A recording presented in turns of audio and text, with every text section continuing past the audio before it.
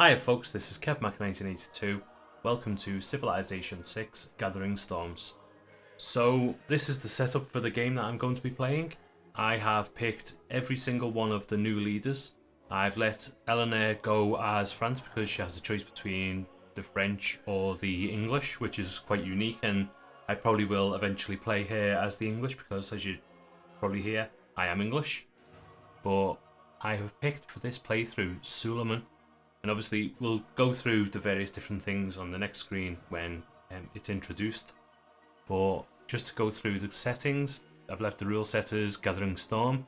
We'll go more into detail as we get into the game because I've left the the introduction to show you what a new player for Gathering Storm would have. I'm a new player for Gathering Storm. I've not really played Civilization 6 too much, but I've watched quite a bit, so I know what I'm doing. Hopefully I don't come across as being someone who doesn't have a clue what they're doing, but we shall see. Game speed is standard, starting right at the beginning. Game difficulty, I've picked Emperor. As I said, I'm pretty new to Civilization 6 other than actually watching people play. I had a quick dabble on it as well. So Prince is where you start as normal, then obviously your King, Emperor is where I'm starting at, or playing as. And then you've got Immortal and Deity. There's no way that I could win as Immortal or Deity, or I don't think I could. So I'm not going to even bother trying it. And everything else is pretty standard. Obviously, on a standard map, you have 8 players. I've just added the additional Wilfrid Laurier, just so that I've got every single one of the leaders for Gathering Storm. So let's get going. Let's hear the introduction for Suleiman. I will say one of the reasons that I picked Suleiman is because of the Janissaries. I have fond memories of playing Age of Empires, and Janissaries were one of my favourite units that you could pick. So let's get going.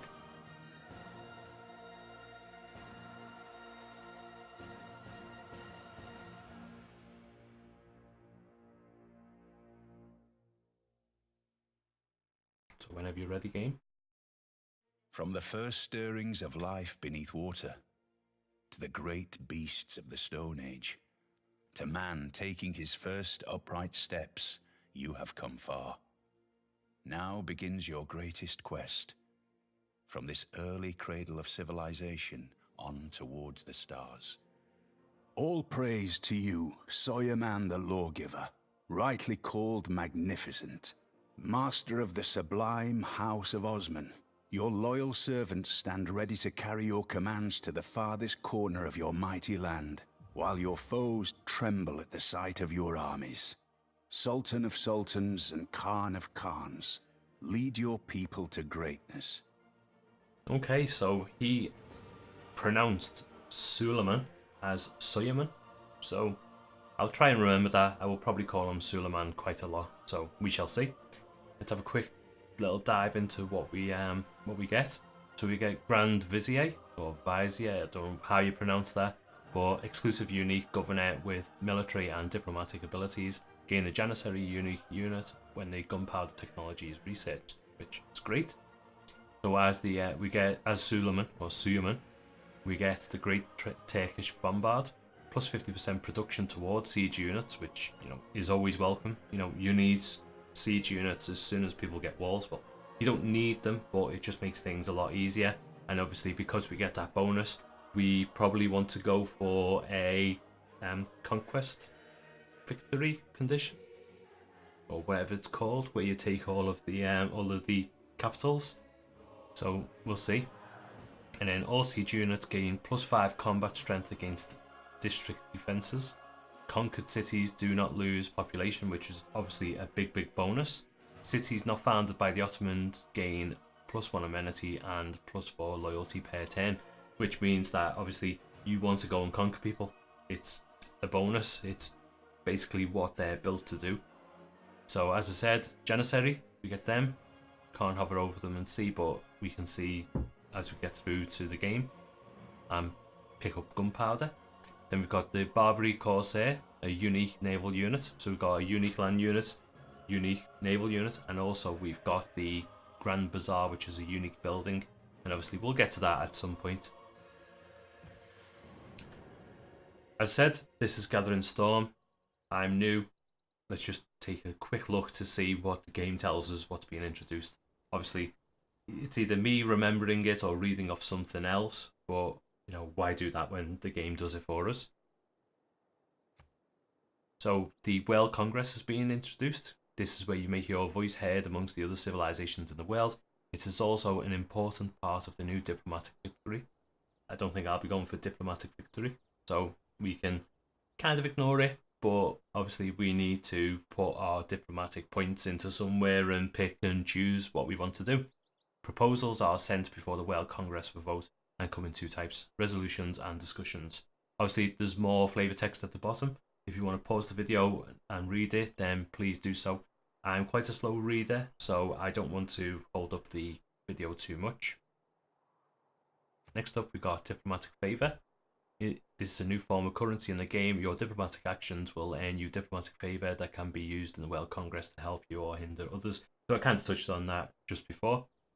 And obviously more flavour text for you to read if you want. Gather diplomatic victory points to pursue the new diplomatic victory. Again, I don't want to, or I don't think I'm going to be able to do that.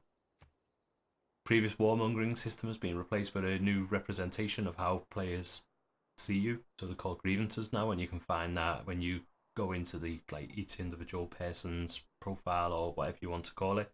You can see the actual grievances.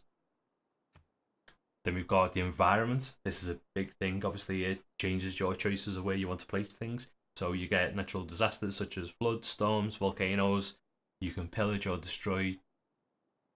Volcanoes can pillage or destroy your improvements and districts, but they might refresh and enrich the lands after they pass. So obviously, it could be a crap land. It gets wiped out in some way, and then they become good. Or that's how I read it anyway. Volcanoes are high risk but high reward settlement locations. Volcanic eruptions can pillage or destroy improvements, districts, and buildings, and even kill or damage units, but volcanic soil is highly valuable and very versatile, which is basically what I've just said. One thing that I didn't mention in the actual setup when I looked through it, obviously they have a new option that is from 0 to 4 for the disasters, the natural disasters that occur, and I've left it as 2, which is the setting that was part of the game. And obviously 1 or 0 is the lowest, 4 is the highest, so it's somewhere in the middle for me. We've got geothermal fissures, new features that provide benefits to nearby buildings or districts, like additional amenities or tourism. Always good. Strategic resources are being divided into 2 types: fuel and material. Fuel resources are used to meet the power needs of your cities, whereas material resources are required to produce resource-dependent units. So one of the things that they have brought into the game now is power. So you need to make sure that you create enough power to run your buildings and things. So, it's another thing to bear in mind. Another good change for Civilization. Just really shakes things up. Yeah, your choices about resource usage will directly affect the world's temperature. The world temperature can affect the actual disasters that happen. So the likes of floods and things like that, and you can protect your land by using the likes of flood barriers. So, it's really, really interesting and really does change things up. And as it says, there's plenty more to discover. Let's crack on. Will your civilization weather the gathering storm? How will you rule in Sid Meier's Civilization 6? This river has floodplains, which means it has flooded before, and might burst its banks again. A flood along this river could happen at any point in the future. This presents us with risks, but potentially benefits too. Okay. So a flood might affect any tile along the river. A flooded tile will pillage or destroy improvements and pillage districts on the tile, but it might also increase the yields for the tile as a result. Again, I've got all the settings so that as if I'm a brand new player to the game. Obviously I'm fairly new, but okay. And then so our settler is the guy who basically creates our capital city. And on the default UI, it doesn't actually click on settler to show you the various different things. So obviously it's showing you here this location is susceptible to flooding. And then we've got here where it shows you we get +3 housing for fresh water, which is the dark green, which is these tiles, which are the ones that are susceptible to flooding. And then no water, coastal, and too close to a city or blocked by terrain. So there are places where you can't put your your settlers to settle your village, but you know, we'll come to that at some point, God knows when. So what you'll notice as well is that this one here is got a number 2 for the flooding. So this is the normal like indication icon, and this is number 2, which means that this one will go first, and then this one will go second. So the sea will rise about a meter, and the first one will go. Then the sea will rise to 2 meters, and the second one will go. So it gives you a little bit of extra time. And what I'm thinking is I could settle here because it's going to give me lots of it's not going to cause a problem with flooding, which I suppose here could do it as well for me. I mean, it's suggesting here or here. I think I'm going to go here, I guess, which will get me 1, 2, 3. So it'll get me everything that's around here. It just means that I'm not settling on turn 1. I'm going to settle on turn 2, I guess, which I'm not too fussed about, but obviously I don't want to take too much time. New continent discovered. Our explorer is naming it Kumari Kandam. Obviously, once we start seeing other people, the turns will take a lot more time. Okay, so I can settle now on turn 3. I'm going to try and stick to 30 turns per episode. This one will probably be a little bit less just because I've spent quite a bit of time talking. So, you know, I will try and stick to 30 turns. It says that we've got 500 turns, so it's 30 turns per episode. That works out to be 13 or 14 episodes, I guess. So we'll see what happens. I mean, once we get onto the later stages of the games, obviously turns will take a lot longer, especially if we're trying to conquer people. So we will play that by ear, but I will try to stick to about 30 minutes for each video. So I'm settling here because I think it's a good location, gets me everything. I'm not in flood risk, so yeah, we might as well crack on with it. So another thing that is this was introduced with the previous expansion, as far as I'm aware, is to do with era scores. So your era score, you have like a goal to get either a Dark Age, Golden Age, or Heroic Age. Dark Age is when you don't make the score. So if it was like, I don't know, 1 to 10 or 0 to 10, if you get below 10, you get a Dark Age. If you get 10 or above, up to a certain point, you will get a Golden Age, which gives you extra benefits. And then at, I don't know, 20 points or whatever it is, you'll get a Heroic Age, which is even better. So we want to get to a Golden Age, but we don't want to overdo it too much. Let's crack on finding things with our warrior. And then first thing to do is choose a research. We open the technology tree so we can see what ones we can actually research at this moment are the ones in the dark grey. These ones, obviously we need to research these things first that lead on to others. I am going to pick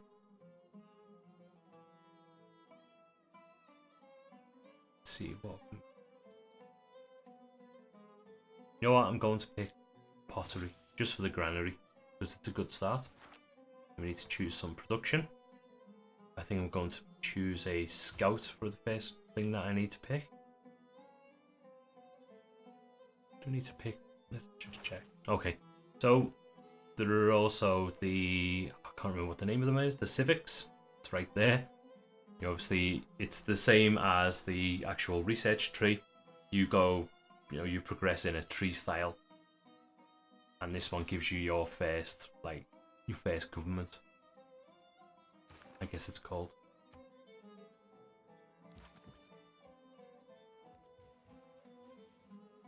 Not really moving very far, and the turns are very, very quick, so we might get to 30 with no problem, actually. I'm looking forward to my scout coming. So we're still not seeing anyone, which is which is a good thing, I guess. Or maybe not. Maybe it's a bad thing for this guy, just because you want to start conquering people. So it would be good if we could find someone as soon as possible.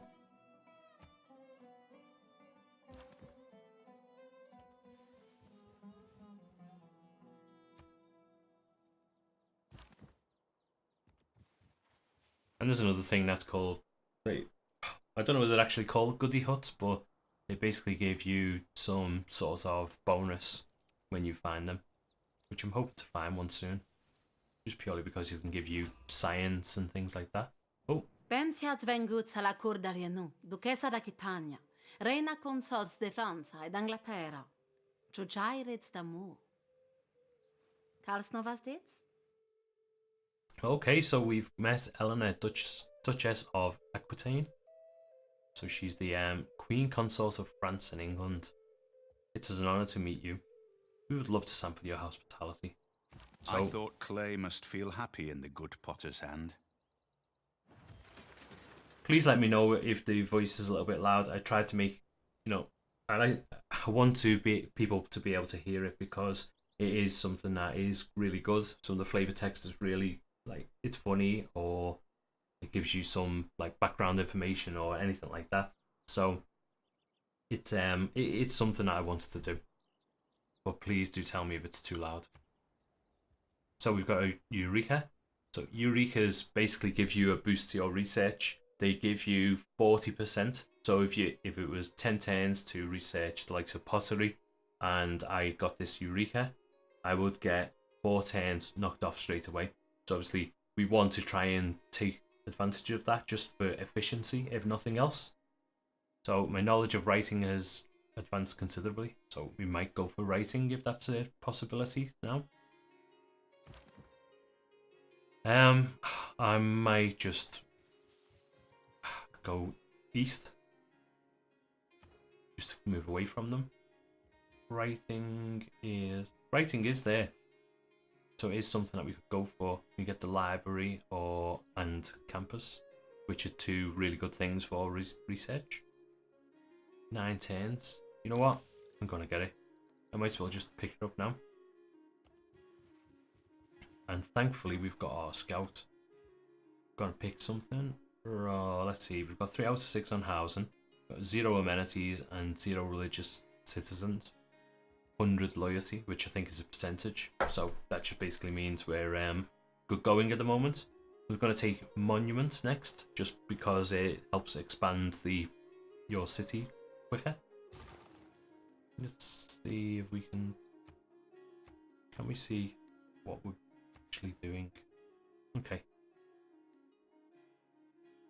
Yeah, it's probably where I'd pick. Suppose we could pick up this for the extra production. 15 turns instead of...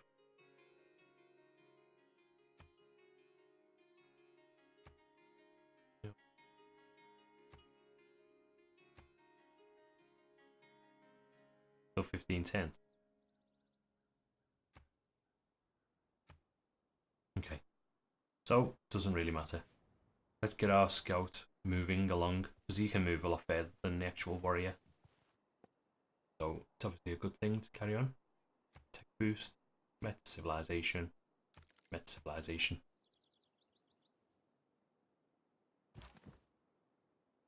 Need to tell me scout where to go. At some point in time we can automate him, just because we want him to just move about everywhere, just purely because of his vision and his the distance he can travel. It may be a mistake to pick writing so early, but I don't know. And we found our first barbarian camp. Barbarians can just spawn anywhere on the map where there's no city or anything. I think if you've got a unit that is placed nearby or in vision range, they won't spawn there. So we will avoid that with our scouts, just purely because he's not the tankiest person in the world. And maybe we'll send our warrior down to try and take care of it.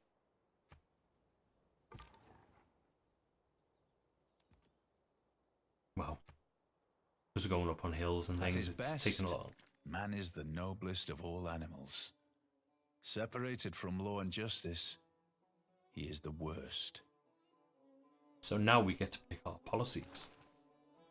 So from the get-go, you get 1 military policy and 1 economic policy. Okay, so I was wrong before. The one that we just picked up, the Code of Laws, I think it was called, it actually just gives us 4 policies that we can actually pick. So we started off with 0. We now have 4 that we could pick. So what I might do is, yes, I am going to pick this one up, just so that it helps when fighting the barbarians.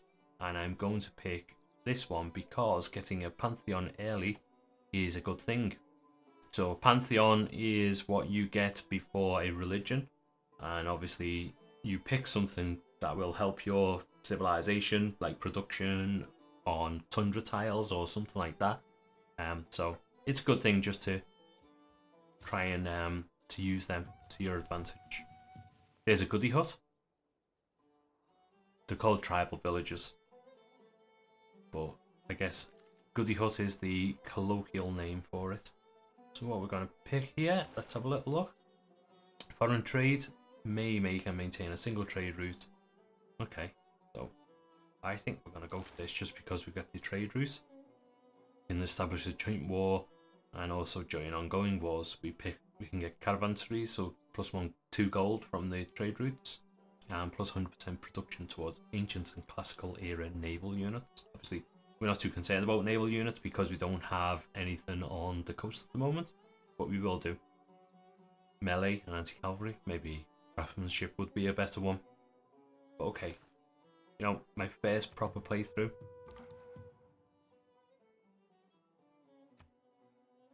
That's the same one that we found, isn't it? Why is it not letting me? Oh, it must be a zone of control thing. Yeah. Oh. So, the scouts for the barbarians will obviously travel around, and when they find your city, they'll summon other barbarians to come and attack you.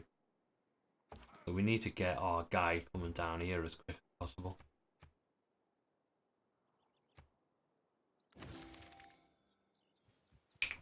Excellent. I've just noticed something as well. So we've just picked up the goody hut there, and it gives us the silk text. So, wow.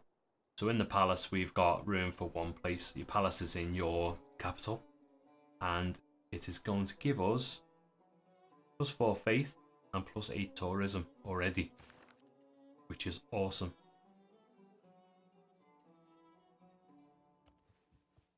So, not a bad one already. River floods. The Murat River has flooded. Wow. Okay, it's up there, so it's not too bad. We'll ignore that for now. We got an era score for finding that tribal village.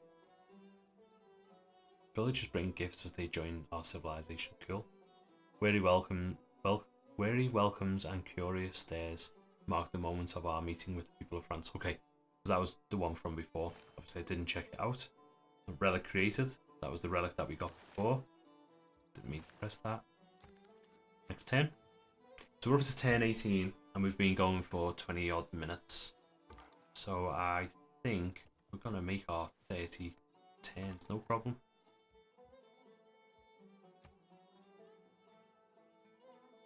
Maybe I should have got hold of that guy. Okay, they've attacked us. We're in forests, I think, so it's quite good, well-defended terrain. So obviously they've took a hit to that one. Got a minor victory on this one, so I think I'm just gonna take it. And then maybe they'll suicide when they try and hit us.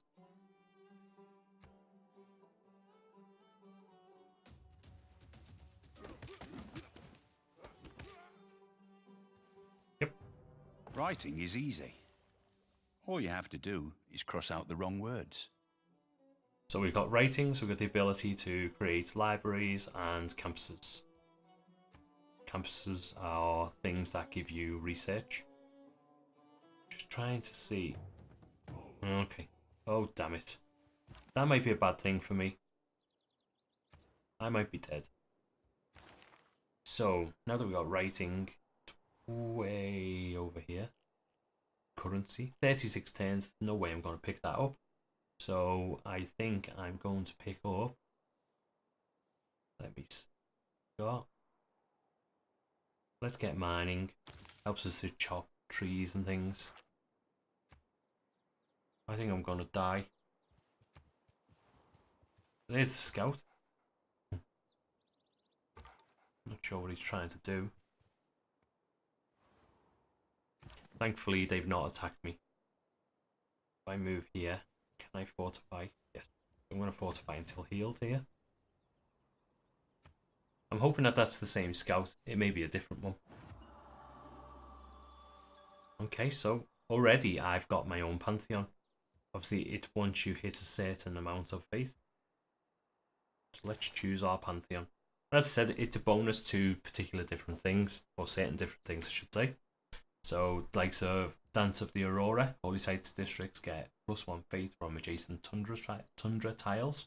I haven't got any of them, so not even going to worry about it. Let me see.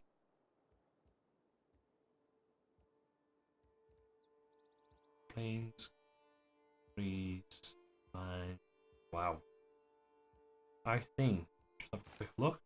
What have we got? We've got some stone and some sugar. In fact, we've got 2 sugar, I think. So, there's some sugar here. So if there's one that does something to sugar, I think it would be a good thing.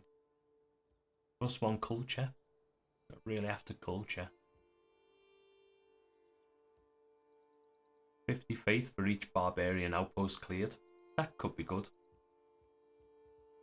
Unit killed within 8 tiles of holy faith. No, border expansion rate is 15% higher. City growth 10% higher.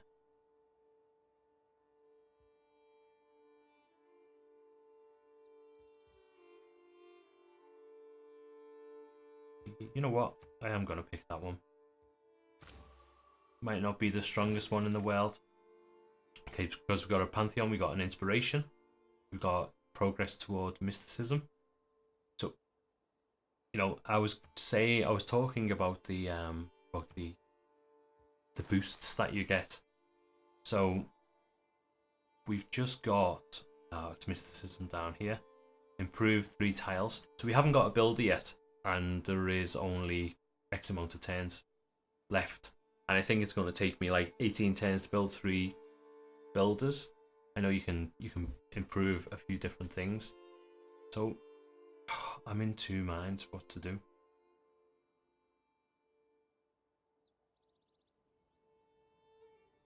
You know what? Oh, I don't know. I'm in 2 minds. I'm going to sink some turns into craftsmanship. And I may end up going back to foreign trade. Just because I think I can find a second continent quite easily. And I will get it very, very soon. So I just think it's worth it. So we got a pantheon and got an extra era score. So I was saying about what you need to get. So I need to get up to 12. At the moment I'm in a normal age. Threshold to avoid the dark age is 12. And threshold to earn a golden age next era is 24 or above. So it's doubling each time. The struggle is real.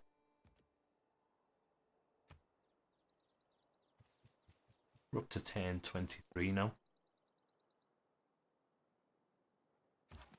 We attack him. Wow. I think we're best just leaving him to fortify until healed. Just hit more barbarians. So once this is built, I'm going to start having to train some military units. Okay. I've just noticed that, no, still healing. So the monument is built. Now I need to get I'm going to get a slinger. And then also, we should be able to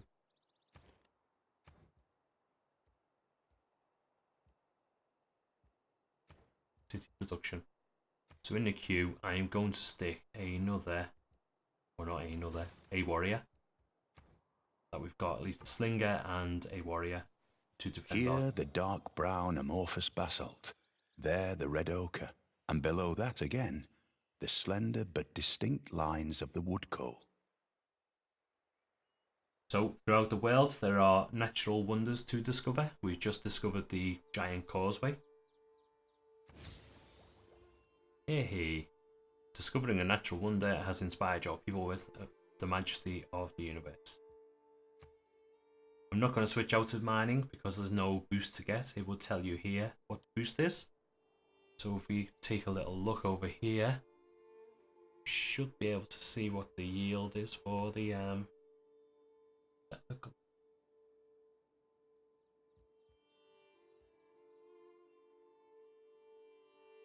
wait for me to see the yield.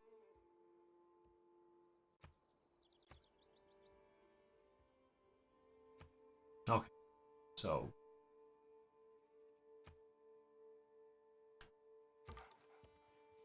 okay, now I know what it is. The Spear of Theon gives you extra melee strength when you go near it, so we would like to get all of our military units to take a little trip over there, which I'm going to just send them over. Oh, I hate the barbarians. Oh, I've just misclicked there. My guy's trying to go somewhere where he shouldn't. Got a promotion available for my scout. Next turn. We're up to turn 26. I'm going to run this video a little bit long just so that I hit When that you find 30. yourself in a hole, quit digging.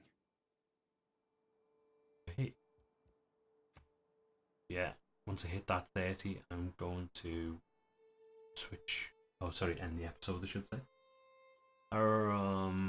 So astrology has been boosted, so we might as well pick that one up now. Found a city on the coast. Don't know whether I'm going to do that. Farm a resource. I might get to that one. And archery is kill a unit with a slinger. So we will get there with some of them.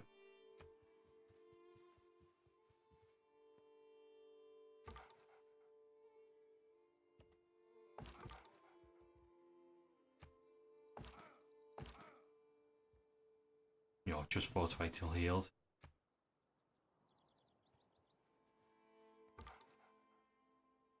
I'm going to promote my scout. Faster movement in woods and rainforest terrain, or faster movement on hill terrain.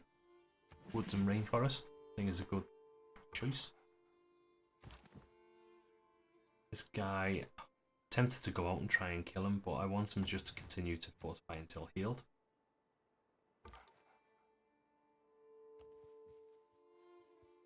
And I may put him on automatic exploration. This guy is pretty much full now. Let's see if we can get out there and get after that that scout. And this is our last turn as well. Turn 30 we're up to. You know what? I'm going to automate the scout. Just purely because it's another person to move about.